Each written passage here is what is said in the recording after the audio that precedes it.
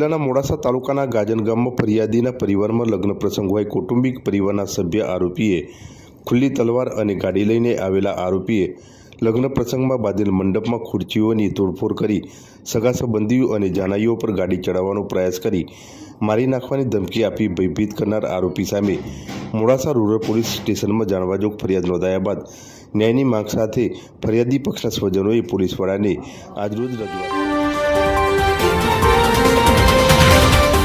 છે। હું ગાજન ગામનો રહેવાસી છું। અલ્પેશભાઈ દિવાનસિંહભાઈ પરમાર કહીને આ શખ્સ છે। અમારા ટોટલી કુટુંબજનોને એક સામાજિક અતત્વ તરીકે વ્યવહાર કરી દારૂ પીને એકદમ લુખ્ખાગીરી પોતાની ગાડી દ્વારા હુમલા કરવા, રાતે તલવાર લઈને સમસ્ત પરિવારજનોને હેરાન કરવા, મારી નાખવાની ધમકી આપી, આવું બધું અકૃત્ય કરવાથી અમે લોકો હેરાન થઈ આજે સબલપુર પોલીસ સ્ટેશન અરજી આપી છે અને એસપી કચેરીએ અમે લોકો સૌ સમસ્ત પરિવારો જોડે થઈ અને એસપી કચેરીની આજે